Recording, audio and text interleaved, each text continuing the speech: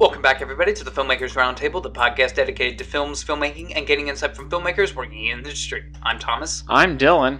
And unfortunately, Ryan is not with us today, and he's actually not going to be on the roundtable for at least the next few weeks, possibly longer, because he's going through some personal stuff right now. We won't go into full details, but he's taking some time for himself, better himself and everything. Mm-hmm.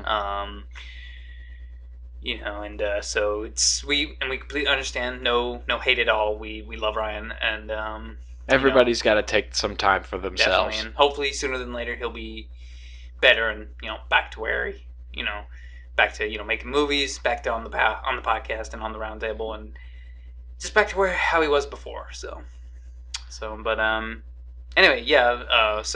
But until then, you're stuck with the two of us. So, be wary, fair traveler. And probably, depending on the timing, he might be in the next uploaded episode of the Friday show, because it's one we shot a couple weeks ago. Mm-hmm. Depending on how we do that, I think we'll just release that one this coming Friday, because we record these the Friday before, but.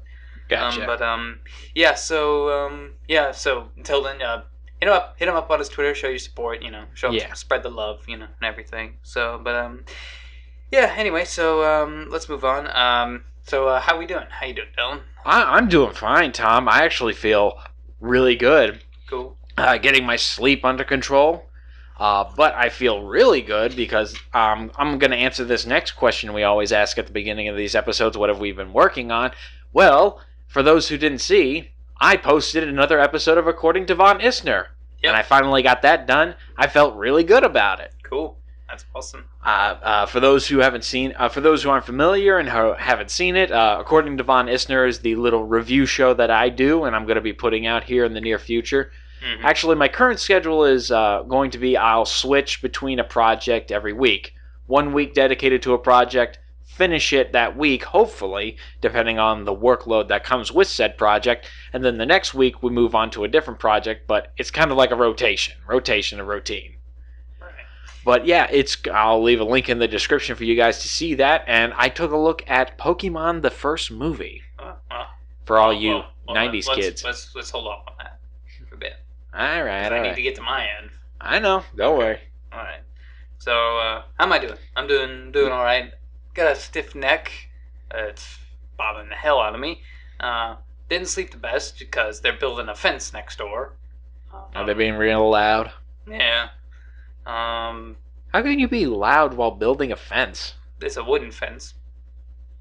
Like a bunch of hammers on wood? Yeah. Oh, Dylan, have you ever even had a fence? Yeah. The ones at the corners of the property. That's about it. Well, but you live on a 2-acre piece of farmland. Yeah. How would you know what a loud fence sounds like? I thought fences don't make sounds. Anywho, he's just giving up on life here. No, I'm giving up on you, Dylan. Oh no, please. Okay. Anyway, so as I've said before, I'm working on Awaken. Unfortunately, I didn't get a lot of progress on it this week because, or this past week as you're listening to it. It's actors and everything. It's been hard to kind of prioritize myself. That's the one thing that I'm not good at is just kind of organizing my time. So, one thing I'm still kind of practicing. So, but so it looks like it's going to be pushed back to maybe winter, which is okay because actually how I wrote it, some of the scenes at the atmosphere I wanted to take place in the cold, but we'll see. So yeah, we shall see. My biggest advice for you, it's really helped me a lot. You remember those old schedule binders they'd give us in school? Yeah, those really work wonders. Yeah. I know we have all our Google calendars and our calendars on our phone, but it does help a little bit to have a physical schedule in your hand that you can plop out on the fly. I'll pick one up after we part ways here. But that's one thing. Though they did stop giving us those my junior year because that's when we got the Chromebooks. I was the last one to get one. Yeah. Although I never used it in high school. Same here. Yeah. Same here. So, but anywho, so if we got nothing else, let's move on to our next bit, movie news. So, Tarantino's. For those who are Tarantino fans, you've probably been following that Quentin Tarantino is making a movie based on about Charles Manson, and apparently it's getting way creepier. And they actually have an actor cast. Dylan, who's that actor? Damon Herman. He's an Australian actor best known to American audiences for his work in the TV show Justified, Quarry, and Battle Creek. I've never heard of any of those shows. And this is I don't watch TV though. I've not heard of these. I think I've heard of Justified, but I haven't heard of the other two. Yeah. But yeah, this is supposed to be a 1960s crime drama set that purportedly will include the Manson family murders. And Tom, you were under the impression that it was going to be Johnny Depp, correct? No. I said it was going to. I thought it was going to be Leonardo DiCaprio. Oh, sorry. I've got my director switched. I was thinking Burton for some reason. Yeah. that'd be sweet though. Oh. Johnny Depp as Charles Manson. Yeah. That'd be weird. I could that'd be weird, but I could see that. Yeah. Who knows? Maybe he'll do something like.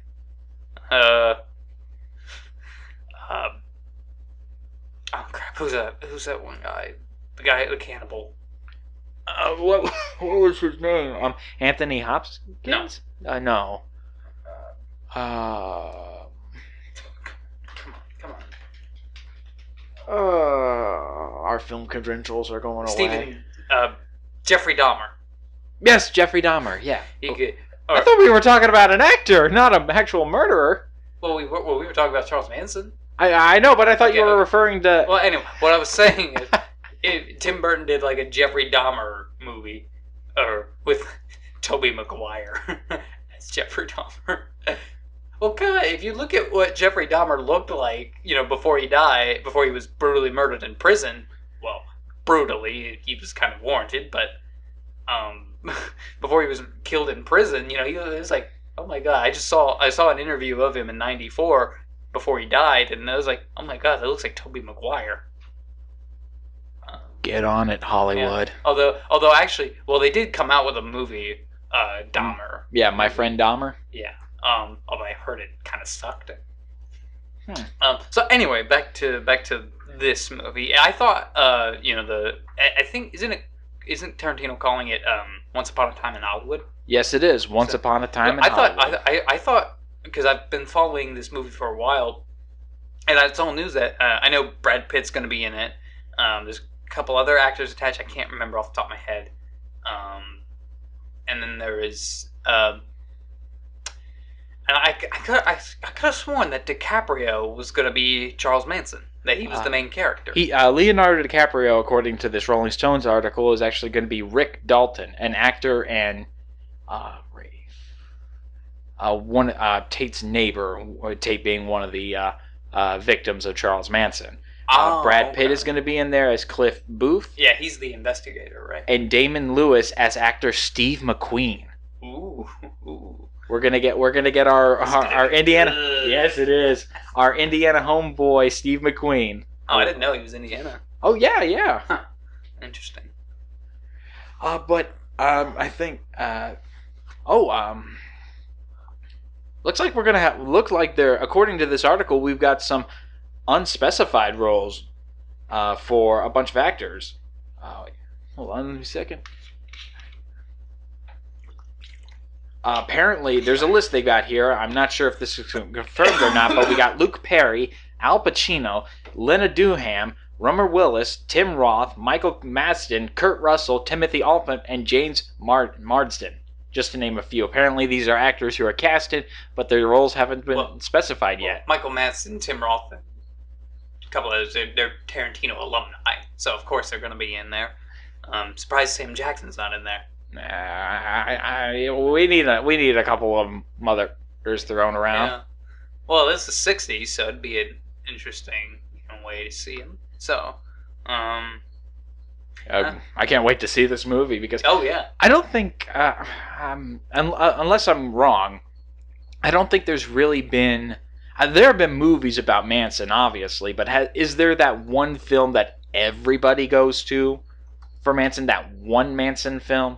Like, that's above the ranks? Like, the one that everyone thinks of when they think of a movie for Manson? I don't. I don't think so. Kind of. Well, there's a couple movies I have seen here. I think it's called and this looks like an indie film. It looks like Bovine Vendetta. Again, I think these are indie. Here's another one, The Old Man. Uh,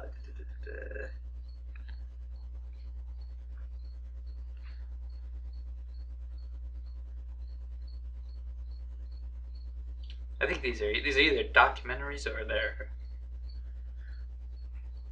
Yeah, this is well. There's indie films, so but you're right. No, there isn't the one that everybody goes to. Like Ed Gein has literally Ed Gein. Yeah. But this is going to be interesting. I'm going to say yeah. that. I want to go see this. And I think that's either going to be his last or his Tarantino's last or second to last film. Because he's winding down. Yeah, because he said he's going to retire after like 10 or 11 films. I think or retire from directing. He says he'll like produce and write novels and things like that. So and then get called out of retirement to adapt his novels. I doubt it. I'm sure he'll produce the adaptations, but I hope he does like an Inglourious Basterds prequel novel, or like just like because he said that there was like a lot more to Inglourious Basterds. Like there were scenes cut. There's like scenes with like a black squadron, black soldiers that met up that were involved with the bastards. So I'd actually really like to know more about that stuff. I would read that. Yeah, definitely. So, anywho, Dylan, do we have any other news? We got some news. We've got details, according to Ultimate Classic Rock. We've got details about a movie where a man wakes up and he's the only one who remembers the Beatles existed. Who's that? Pop star Ed Sheeran, according to Ultimate Classic Rock, is going to be starring in his first major acting role in the upcoming movie, as I said, as a man who wakes up and finds out that no one remembers the Beatles. And he rises to fame by claiming the music as his own. And just to be clear, this isn't like him going back in time. No, This is just like an alternate universe. Where he wakes up and the Beatles never existed. Yeah. I will say this is interesting, but the Beatles not existing, love them or hate them, that has some implications in the music industry. Like, Mark Hamill said, like, the Beatles, for him, was what Star Wars was to other people, because, like, what Star Wars was to, the young, that generation or whatever that grew up in the 70s. Exactly. And because, like Mark Hamill said, unless you may know about them, you can read about them, but unless you were there, you wouldn't understand.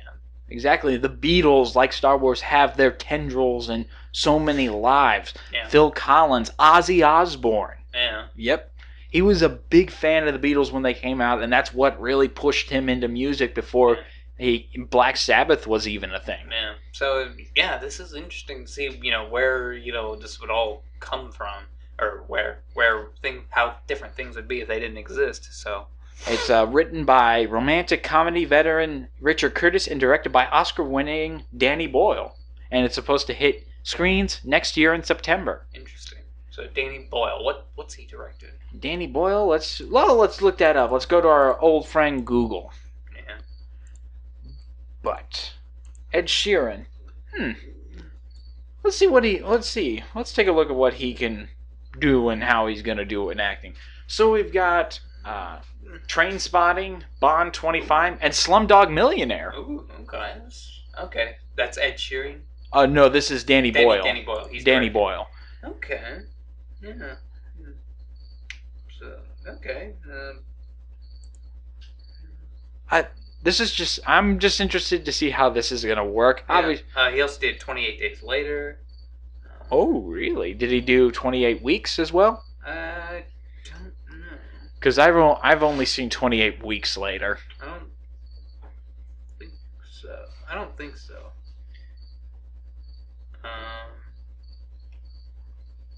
I don't think he did. I don't see it. So. But yeah, it's This movie is essentially going to be that subplot about from Hot Tub Time Machine. Yeah. Yeah, for people who've seen those movies, you know what I'm talking about. Yeah. Well, anyway, so I wouldn't be surprised if we get a Ringo or Paul McCartney cameo somewhere. Ooh, yeah, that'd be interesting. They're still around. They might be up for it. Definitely. Yeah, you see, like all the bands that were affected by the Beatles, or that were inspired by the Beatles, and they're all working like blue collar jobs. I don't think Ozzy would have done Well, Ozzy did a blue collar job for a while there. Didn't he do tons of them? Oh yes, he did tons. Yeah, and he was fired. I'm actually reading his book, and he's been fired numerous times. Yeah. For that book, I Am Ozzy. Pick it up. It is a trip, my friend. All right, I'll see it. But oh man, this is kind of interesting because like this could start like a whole subgenre of film. You know, it's like, what if this didn't exist, and someone else tries to like make it? Like, what if Star Wars didn't exist, or what if legendary comedians didn't exist, and what would be the repercussions of that? What would happen to the inspirations, to the inspirees? Exactly. Because when you take a look at these big icons of pop culture, whether like them or not, their tendrils run deep. Yeah, definitely. So, yeah, this would be interesting. I hope this works out, because I would love to see if that creates like a subgenre and where that goes. So, and I imagine this is going to be like a limited release movie. I am not seeing any details on a limited release. Obviously not, because it's I don't. It doesn't seem like they're in production yet. Shooting has been completed in various locations around England, including in East Coast Beach, where 5,000 extras were casted. Interesting. So and apparently maybe they're still in production. From the sounds of it, they're just about to exit production. Oh, we're not sure. I'm not seeing a line specifically stating. All I'm getting is quotes right here from Ed Sheeran talking about how he's been working on this while doing his gigs. Okay. Well, anyway, so that'll be interesting to see. So, if there's nothing else, no more other news bits. Kind of a dry news week. We're a bit dry because again we're a man down, and most of the stuff that I was seeing when I was searching up everything was mostly revolving around politics. Like there was a story about Woody Allen, and the scandalous makeup of Hollywood's history. Yeah, again, we're not we don't deal with politics. We don't try to deal with politics. So. No. Those stories won't make their way here. No. So. But you're more than welcome to go look those up for yourself. Yeah, definitely. With nothing else, let's move on to movies we've seen. And I've just realized we haven't been timing ourselves. Ah, dang it! But sorry, we'll do it now. No, we're only 20 minutes, or almost about 20 minutes in. Okay, yeah, that's pretty good for the couple of segments we've done. Okay, so anyway, let's move on to movies we've seen. Dylan, what movie did you see this week? I rewatched Pokemon, the first movie, again. Yeah. I had to rewatch it for the episode of According to Von Isner, but I also rewatched it because I was editing the video together this week, and I thought, you know what? I haven't seen anything this week. I'm going to watch this again. Yeah. And most of what my sentiments in the video I still have right now. That movie, it still holds up pretty well.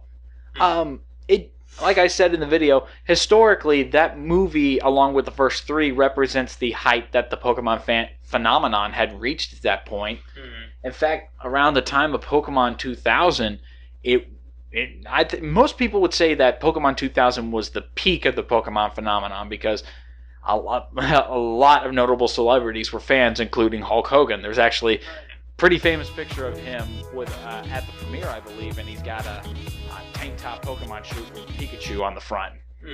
Brother. But that's all historical context, like I said in the video. The movie, it still holds up pretty well. Granted, there are some through-line issues with Mewtwo and his motivation. He's menacing, don't get me wrong, and his voice, it's perfect. But there is some confusion with his through-line. He's supposed to be going for this, but everything beforehand doesn't add up to that. It's one of those issues where he's trying to be this, but everything before doesn't logically make it so. Right. Interesting. And it's nice to see something like this hold up. The art direction, the music, and the atmosphere created by those two is amazing. This feels like a grand and perilous journey, which most Pokemon films capture on. Some better than others. Cool. I never got into Pokemon, so you'll never hear me talk about it. Unless I'm talking about the distaste I have for it. Okay, I don't hate it, but I never got into it. But to each their own. Yeah. So I sadly couldn't get to see any movies this week. Although now that you're talking about rewatching old movies from the past, I think I might want to rewatch the Jimmy Neutron movie this week. So we'll talk about it on the next episode, because I was watching some Jimmy Neutron clips from the show, and Jimmy Neutron was my show as a kid. That was one of my shows as a kid. Yeah. That was what I tuned in every week, every day, whenever it was on, I could. So. Same here. It was either the Fairly Odd Parents, Danny Phantom, Jimmy Neutron, Ed and Eddie over on Cartoon Network. Well, I don't know if I'll talk about those shows because of what the creator. Eh? Oh, yeah. Oh, no, that just dawned on me. Never mind. Yeah. We're not gonna talk about. Yeah, again, we're not no politics. Well, not even just the politics, is because we don't, or at least I don't want to talk about people that I really just have a distaste for. So, because I don't want to give them any more attention than they deserve. So that's why we don't. That's why I'm not going to talk about him or some other people.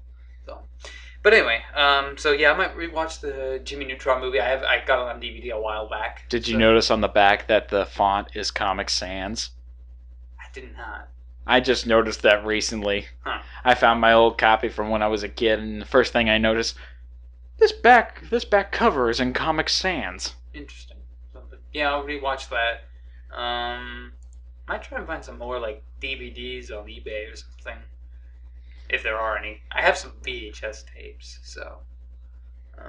But anyway, so yeah, so I didn't get to see any movies this week because again, work has me, and everything has me busy. But I did pick up this Ghostbusters Holiday Edition at Goodwill for those watching on the YouTube channel. Yeah, I found that. So I go to Goodwill every week, just to see if there's anything, if there's a round table, which hopefully we'll get one in the next couple weeks. But yeah, that's cool. I also found these two cassettes. Sorry, the George Carlin, A Place for My Stuff. So haven't listened to this. I'm not sure if I will. I love George Carlin. So yeah, that's interesting. I saw that for 69 cents, and just for shits and giggles, I also got this Maxell audio cassette. It's a blank one, still brand new in the package, still in the plastic and everything. I got it. I'm not sure I'll ever use it, but hey, how often do you see these anymore? So don't make these anymore. Well, they make cassettes, but I don't know if they make these anymore. But what's your mixtape gonna have? I don't know. I was a bit too young for cassettes, so. But both of us were. We had I had a CD player, portable one. A couple of them, actually. So. I remember having a few when I was a kid. Wait, this is actually dawning on me. I had a kid cassette player. It looked like one of those Fisher-Price toys, but it was an actual working, regular cassette player. Yeah. So I could have popped that Carlin cassette in. Be the kid on the block listening to George Carlin. Oh God! When I say Fisher Price, it was very bulky, very colorful. Yeah, I remember when I was in high school, there was a person who was probably less on the financial scale. Had one, so I'm just like, all right then. But anyway, so yeah, that's a bit of a short segment. We're about 6 minutes. So, but yeah, so let's move on to our discussion segment. Science fiction. Science fiction. So this is something I've been wanting to talk about for a little while. And it's something I've had discussions with other people before. Excuse me. It's all good. So science fiction is, Dylan, you said this, when to explain and when not to. Mm-hmm. So, well, we were having a talk earlier about, you were mentioning that you had discussions with a classmate back in high school about Star Wars, and he didn't like Star Wars because they didn't explain a lot. Yeah. And that brought up, and I threw out the suggestion that this science fiction topic could be expanded to when and where you should explain. Yeah. It's I don't think there's a set rules for when you should. I don't know. I think it's a gut feeling thing, and I think it's mostly you go by your gut and hope that people can understand how you've presented it. Yeah. Or specifically you have to, and then there's the rest where you have to explain something that's alien.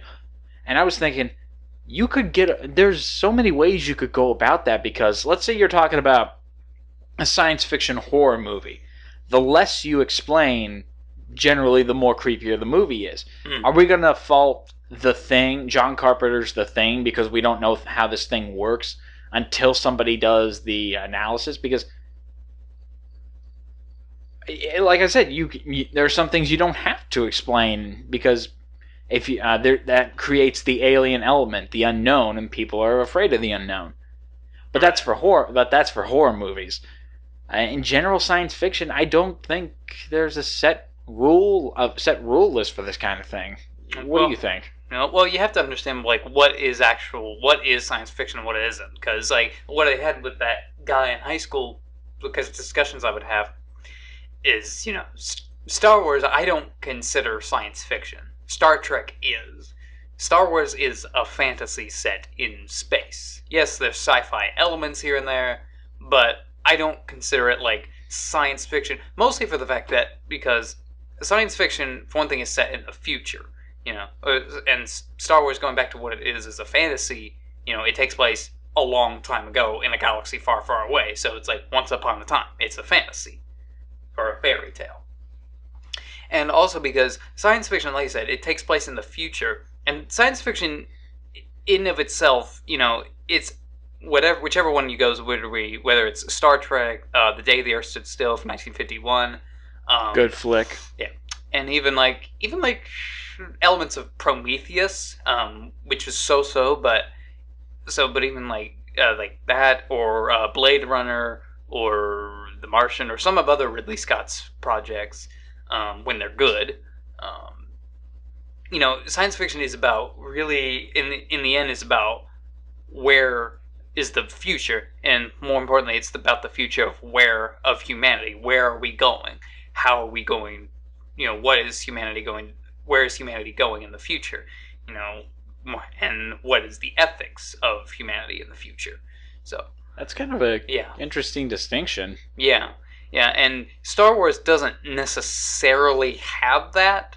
You look at the Empire, and it's obviously a nod to the Third Reich and Hitler and Nazis, and even some would argue that they're actually more of a nod to the Romans, but that's a discussion for another day. There's the Romans there too, the Roman Empire, and even the prequels. You look at them, and they're basically, it's often describe them as when the Bush administration kind of took over, which again we won't delve much into.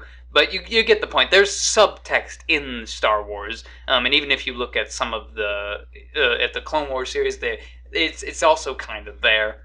But it's space wizards with laser swords. Star Wars in the end is about the adventure, the heroism, and things like that. It's not about where is humanity going.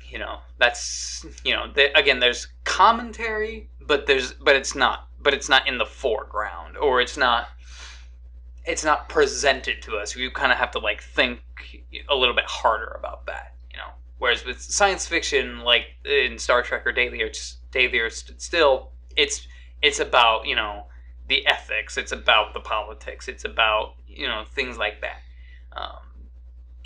Which like a perfect example, Day the Earth Stood Still is about, is humanity worth saving? On all the petty stuff, and even the one from 1951, even now, obviously that was a different time back then, or when did that come out? 51? Yeah, that should have been 51, but Okay. continue. Well, 1951. Obviously, things were very different back then. But even still, Yep, there's 1951. 1951. Okay. And even still, there's still a lot of, it still has a lot of relevance in it. You know, all the pointless, political bickering and obviously that was made during the early years of the Cold War, and I think the Korean War had just passed, to my knowledge. Korean War? No, that would have been World War II, 1951. But the Korean War, didn't that happen like shortly after the Second World War ended? Or maybe it was Clearly, our history teachers did such a good job of teaching us. No, they were during. Okay, Korean War was from June 25th, 1950 to July 27th of 1953. So this was during. Okay, so yeah, so early days of the Cold War and right in the middle of the Korean War. So that's interesting. So yeah, and even now, like, we just, not to go too much into depth about, the real world or the politics or anything, we got out of a sneeze. Okay. So we just got out of a war not too long ago, almost about 8 or 9 years ago. And we've had different, presidents of politics and everything, and again, we won't go into that, but it's still like there is a lot of relevance in it if you follow, like, the politics and the real worlds and all the the childish or seemingly childish things, and you hear in the daily still you have this alien that comes down and saying that it doesn't have to be like that, it's pointless, there's no reason for it and everything, and that things could be a lot better. It'll never be perfect, but still. So, and even like the remake with Keanu Reeves and Jaden Smith, that was Jaden Smith? Yeah. I didn't know that. Yeah, he's not bad in it. Yeah, he was pretty good from what I remember, but yeah. That was Jaden Smith, huh? Yeah. Yeah, the remake that wasn't too bad. I haven't seen it in a long time. But I remember it wasn't. Looking back now that I've seen the one from 1951, it has its good elements, and I think now, like, it's important, like, if someone were to remake it now, and do it well, of course, I think it actually is there's a lot of good it could do, it's just like, hey, why are we fighting for seemingly pointless things, or pride or whatever.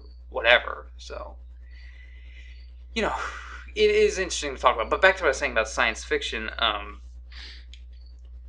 it definitely has. It's not supposed to, that's what science fiction is. Again, going back to Star Wars, Star Wars is not science fiction at its core. Obviously, there's science fiction elements, spaceships, lightsabers, but as a whole, I don't consider it as a science fiction movie. Huh. Thoughts? Comments? Witty criticism? Yeah. Hi, Mr. Wettrick. Don, if you're listening to this, we need to get you on sometime. Have a Star Wars discussion. Yeah. Tom would be up for that. Definitely. But I think when you make that distinction between science fantasy and science fiction, I think now that with that distinction made, science fiction, I believe, well, I still stand by what I said. There's a time and place to explain. Yeah. Especially in science fiction, there's a time and place to explain things. If you're going for the horror movie route, you don't explain everything. You only explain enough to keep your audience interested, but to keep them in the dark enough for them to be scared. Yeah. With science fantasy, as you pointed out with Star Wars, there's a lot you can get away with. Yeah. And even Flash Gordon. Oh yeah. I didn't have to understand the science of the world. Like there's the subtext of the people and the kingdoms that they encounter. Yeah. But do I have to understand the entire workings of the world? No, I can still go along with it. Exactly. Like, do I need to know what the purple death actually was? Yeah. No, it's just a powder that kills people. That's it. That's all I need to know. And even with the technology, like hyperspace or whatever. It's like in Star Wars, Star Trek, it's different because it's about the technology and diplomacy. Yeah, exactly. Big part of it. And they often spend a good amount of time in space, just traveling, when they're not in warp speed or warp drive, whatever. But in Star Wars, it's like it's about planet to planet to planet, whatever. It's about the moments in between. Yeah. Exactly. So the heroics, the comedy, and the characters. Mm. So yeah, that's the thing. That's the distinction we need to make. So. Anything else you want to add? I think. I think I've said. I don't think so. I think I've said what I wanted to say on this. Like, there's a time and place to explain your science fiction. Yeah. You can purposely not explain it all, or you could explain it all if you want to make a highly intelligent film or something. Yeah. Or you can be like Stephen King and explain everything, over-explain it. That is a topic for another day, my friend. Or get your stories out of Maine, Stephen. Oh God. Like even when he does a story that takes place outside of Maine, he has his character make a stop in Maine. Langoliers. The Running Man. Yeah. Yep. Yeah. I remember reading that one. He makes a stop in Maine. Yeah, I was my girlfriend and I were talking last night, and she's a bit of a writer too. And I told her, I was like, man, I wish we could write like Stephen King. George R.R. Martin, the Game of Thrones creator, he said, he asked him, how the fuck do you write so fast? Because George R.R. Martin said he's had a good 6 months if he's written 3 chapters, whereas in Stephen King, he's already finished 3 books and a TV show or whatever. The man works fast. Yeah. And we also wish we were like Stephen King, is because, no matter what we write, no matter how shit, I mean, I like Stephen King and everything, but no matter what we write, people will still buy it. And people will still publish it because he's Stephen King. Family Guy makes that joke every time. Oh, yeah. He gets hit by a car and he goes through the air. This would make a great story. And someone would buy it. Yeah. And someone would sell it. And he's totally all for those. Like, another discussion. So, before we get too off topic. So, but yeah, I guess that's about it for the science fiction discussion. So, yeah. All right, let's move on to our next topic. Filmmaking, advice, tips, and what have you. Yeah. Today's topic, getting started. Getting started, so... What do we mean by that? We mean the simple fact of getting started on what you want to do. Writing that script, picking up that camera. Yeah. Or picking up your smartphone. So, which back then we didn't have those. Yeah. Well, we had smartphones. But the image quality didn't get... They didn't have HD, 720p on smartphones didn't come out to like 2010, 2011. So. That's why I use a camera. Yeah. Canon Vixia. Yeah. But back to the point. Getting started. People emphasize the point of getting started. Whenever you're starting, whatever you're starting, be it an essay for school, every professor I had in college told me the hardest part about doing anything, especially writing something, is getting started. Yep. It's the fear of the blank page. Uh-huh. You have all these ideas up in your head, and you want to get them out on paper, but you don't know where to start. You're not sure how you're going to fit it all in there. You don't know if it's going to be any good, and it keeps you from getting started. But you have to get started, because people say when you get started, when you cross that threshold and you get over your fear of the blank page and you get started, the semi-easier it's going to be for you. Because once you get over that hurdle and you just start writing down something or just start working on something, the rush of actually doing it is going to keep you motivated. Now, motivation's another topic for another day, but the general rush of, I'm actually doing this, I am getting this started, and I'm doing this, is going to keep you going forward. Yeah. Yeah, and motivation and the rush, that we'll get into that on another episode.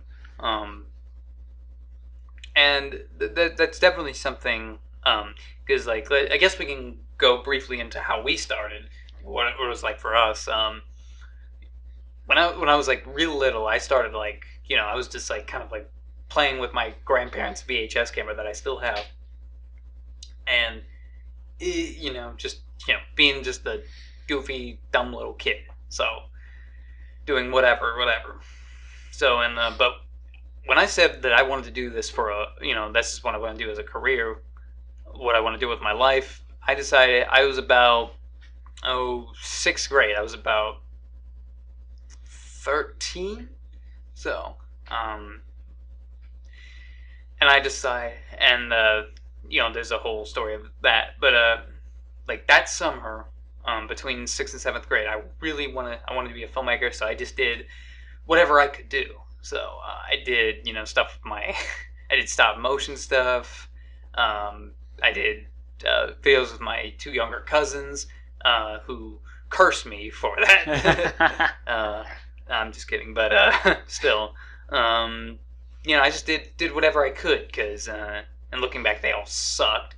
But that's another thing, is don't be afraid of sucking, because you're gonna suck, when you first start out. So, exactly, and the biggest piece of advice of getting started, that to help you get started, be it a project or a paper or anything that you're gonna do, until you hit publish or you put it out to the internet, you have control over what you create. Mm-hmm. You can change it. If it's just fly shit on a piece of paper, if you get started and you just put fly shit on a piece of paper, and metaphorically, if it's just terrible, you can fix it. Until you hit publish, you have all control of what you create. You can fix it. You can make it better. Yeah. And then that goes into a whole other discussion about when are you truly satisfied with something, perfectionism, but that's another topic for another day. But yeah, the biggest thing about getting started is to get you started, because if you live in fear of getting started on anything, you'll never do it. Yeah. And that's another thing is, and we understand that fear. It's not. This isn't coming from a place of not understanding. Even now, when we're a bit a higher level than we're obviously past like the starting point. We're between the line of we're semi-professional as of this point, because we don't do this quite for a living just yet. Well, you're a little bit closer than me or Ryan, so. But there are other things that affect you. It's not just the fear of the blank page that's keeping you from doing things. It's the rest of your life. Mm-hmm. Do you have the time to do this? Yeah. Do you have other commitments? We understand that. Yeah. But you'll get closer to what you want to achieve if you just get started. And like I said, if what you put out there from just getting started is fly shit on a paper, you can fix that. You don't have to publish that fly shit on paper. I'm using the word shit a lot in this episode, but it is for a point. Yeah. You have control until you let whatever you have go. Yeah, definitely. Yeah, that's another thing to talk about. You gotta, and how do you get better?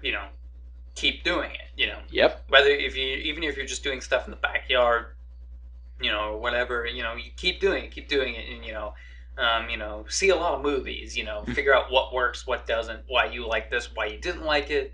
Watch behind the scenes featurettes on all those DVDs you got. Listen to commentaries. Look up videos on YouTube of indie movie makers like Film Riot, them talking about their movies. Yeah, or Kevin Smith.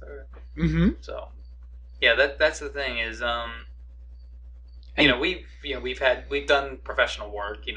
You work part-time for a studio. Mm-hmm. I'm growing the freelance. I'm doing more of the freelance stuff right now, as well as doing my own stuff. And Ryan's doing his own thing, but that's the thing. That's how you grow. That's how you get better. That's how and we've had people approach us. We've approached other people. Some say no, some say yes, but that's another video. That's another but how topic. do you start down on this road? getting started. Exactly. So, and I feel like because we're in a different position, because like when we were starting, we didn't have like iPhones or we didn't have HD cameras or anything. I had like a crappy mini DV, my grandfather's crappy mini DV camera that shot like 480p standard definition 4:3. I had the same kind of camera. I could never get the footage off the discs.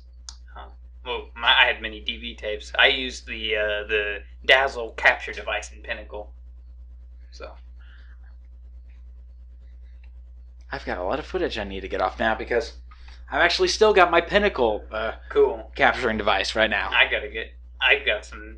need to get a mini DV camera, an old one, because I've got some footage I'm going to get off some old tapes. So, but I don't have Pinnacle anymore. I still have the device, but yeah, that's the thing. Yeah. Would you like to borrow? Not right now. But, I'll come by one day. But anyway, back to what we were saying. Yeah, just keep doing it.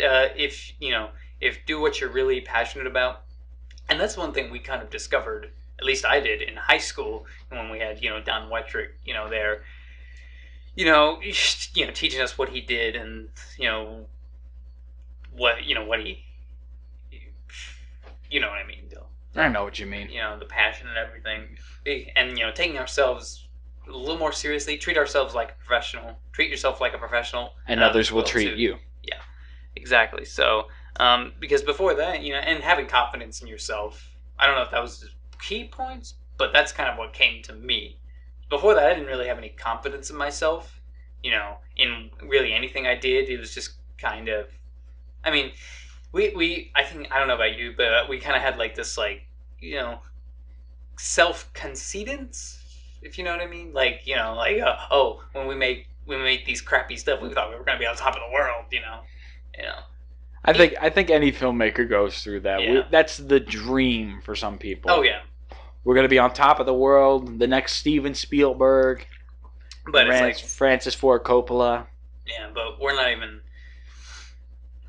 halfway there yet. But oh dang it, man! I wanted to put the Bon Jovi song on.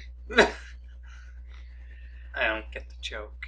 You never heard "Living on a Prayer" by Bon Jovi?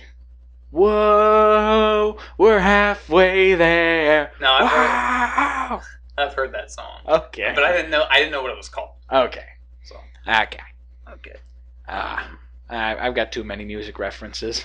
Yeah, I listen to way too much music for my own good. It's all right. Music's good.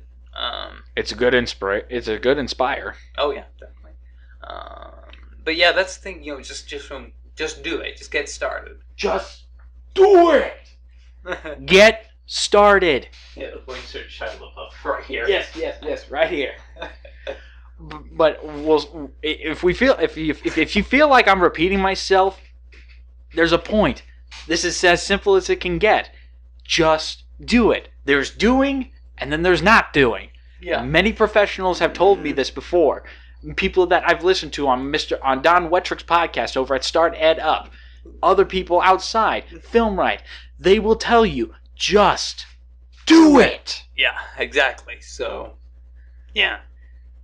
Even if it's, like I said, fly shit on a paper, metaphorically, if it's just fly shit on paper, you can always change it. And if it doesn't end up being great, you start on something new, knowing what you know now. Yeah. Even if you look back at our early stuff on YouTube, like mine was just like some of the last videos I did with like my cousins. So I think it was around like 8th grade is when I started, that's when I started to make content that was a little bit above that. I think it was like a video I did called The Christopher Killer, which was actually a school project. I don't know if I talked about this before on the podcast, but I don't believe you have. Yeah. Well, anyway, it was a school project. Actually, for like the presentation part of it, it was either like an audio recording or like a trifold, whatever, or something else. I can't remember. That was a long time ago. But it's either do that. But the teacher said, because she knew I was into making movies, it's like, why don't you do like a video, of it? And I was like, okay. So I did that, burned it on, and it was a big hit. Got a really good reaction to it. So So that was the first time I really had experienced that, apart from showing my crappy movies. So actually, I think I talked about this in a commentary we did. We haven't released it yet. But yeah, that's one thing. That's when I started to make it, because it wasn't like a typical, what I did on like the earlier videos on my channel. Just like guy shows up, shoots, people run, shoot more. So yeah. And then of course, high school hit. I did like other stuff. I did I did the news features. Which those were a lot of fun. My most fond memories were like the second semester of freshman year and sophomore year. Loved high school working with FCTV, man. Yeah, and the good days. I've actually got a get started story. Since I've gone on about how you should get started, yeah, I've got my own story to go for it. Yeah. Back, for those who aren't familiar, I did a video game show with an old friend of mine, Brandon Dale, Dual Controllers. Yeah. And I've typed this out before you, Tom, but here's the story of how that got started. Back in high school, Brandon and I were talking about the Call of Duty Zombie storyline. He was a big fan of it, and I have been watching a lot of videos explaining the timeline and such. And it's a bit of a kerfuffle for those who don't know. So we were talking about this in gym, and he and I shared Mr. Wettrick's class, FCTV, and we wanted to do something relating to video games. Right. And that was when Austin Schmidt, Sam Meyer, and Brandon and I were forming this group, and we were going to do all these projects together. And Dual Controllers, it wasn't called that at the time, but that was going to be one of them. Yeah. And Brandon and I were so eager about doing it, we kept saying, hey man, we want to do this. And Schmidt and Sam wanted us to wait and kind of think things out a bit more. But then we were just so eager that we got started. Yeah. We took a camera, went into the studio, and made things up on the fly. Yeah. More or less on the fly, because we didn't have a format until a few episodes in. Yeah. But we got started and we did it. Yeah. First episode. It doesn't hold up well today, but we did it. We learned. That's how you're going to learn, if you get started. Yeah. And I remember Wettrick telling me... I hate to sound preachy, but I'm emphasizing this point for a reason. Yeah, and I think that kind of leads into another topic that we'll discuss on another episode. Because I remember... I don't mean to bring this up, but Wettrick, it was my sophomore year, your senior year. You did mods? Gaming mods? Yes, we did. Yeah, and you showed it to your class, and from what I remember him saying, it wasn't a big hit. Was it a big hit because it was way long? Yeah, that's what I remember. We ended up having to split it in two, but... And I remember him saying seeing your reaction to the audience reaction. So... context for that. Up until that point, people were really impressed, and that was probably me just getting over realizing the fact, not everybody's gonna like what you do. Yeah. You're gonna have a dud here or there, but don't let that scare you off from doing something. Yeah, again, like I guess like failure, we could call that. Yeah, next episode. Let's talk about that. We'll talk about that on the failure on the next episode of the Roundtable. The podcast, and that is one thing. When I first started out, in the first semester, it's like I wanted to be the best one there doing it, but I wasn't like that right away. No, you'll be closer to that by just getting started, but there's going to be duds along the way. But like you said, next episode. Yeah. So we got a bit to say, but this leads like just do it, just get started, get better and everything. Find your own style, which that's probably something else we'll get into on another episode. But on that, you'll find your style by getting started. Yeah. Okay, so if nothing else to say? I'm sorry if we came off preachy, guys, but we emphasize these points over and over again because they're important. We need to teach. That's what we do. Exactly. So, but so if nothing else to say, Dylan?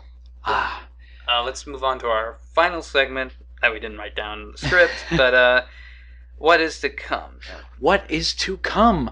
ladies and gentlemen, I am bringing back epic rap battles of something something. They didn't Yes. go anywhere. It's just my focus has been elsewhere. Mhm. But as I stated at the beginning of this episode, I'm going to be switching between projects every week. Yeah. Focus 1 week on one project, hopefully get it out in that week, depending on the workload, and then go to another project the next week. Give myself a nice routine to where I'm not burning myself out on the same thing every week. Yeah. But next week, hopefully, fingers crossed, depending on how I can cast this, where I'm going to be doing, well, this week when you're hearing it on Monday, Yeah. I'm going to be doing an epic rap battles of something something video for that this week. Nice. So be on the lookout for that. Morgan Spurlock versus Mac Tonight. Ooh, interesting. Yeah, and I've pitched a couple ideas Yes, to you him, have. and we've written one. Mhm. We're talking about another. And one special one you brought to me. With more about that later. Yeah. So yeah, that's gonna be interesting. So this week I'm gonna be working more on Awaken. Hopefully gonna get the ball rolling for that. It's just we're gonna have to delay it more because I've got some freelance gig coming up that will kind of interfere with work and things. But that is what it is. So I'll be working on that, and I've got one video that'll be coming out on this channel, the Roundtable. Hopefully this week, maybe Wednesday, we'll say. So yeah, that'll be happening, and I'll be working on some fitness videos on my YouTube channel, which Dylan, I want to talk to you about that. Okay. After we finish recording. Because I definitely need it. Well, whatever. So yeah, a lot of cool stuff coming, and yeah, that's basically what we're working on. So hope you look forward to it. Subscribe to our channels and everything. So, and without further, if nothing else to say, Dylan. Thank you again, for everybody, for joining us onto this week's episode of the Filmmakers Roundtable. If I screwed it up. Okay. If you would like us to take a look at something, I see you. hey, like I said, everybody's got a dud here or there. But if you would like us to take a look at any movies that are upcoming, I know I've got a few under my belt that I want to take a look at. If you want us to take a look at a classic that hasn't gotten the recognition or has gotten the recognition and you want us to take a look at it, put it in the comments below here on SoundCloud or on YouTube. As always, this podcast comes out every Monday on video form on YouTube and in audio form on SoundCloud. Once again, if you would like to follow us on Twitter, our links will be in the description. Any special links that we specify today in this episode will be in the description below, along with our Facebook group and our YouTube pages. And, as always, keep on filmmaking. Thanks for watching this week's episode, guys. Make sure to follow us on SoundCloud and iTunes, as well as our Facebook and Twitter pages. Don't forget to subscribe to the Roundtable, as well as our personal YouTube channels, all the links of which will be provided in the description. Thanks, guys, and we will see you on the next episode of the Filmmakers Roundtable.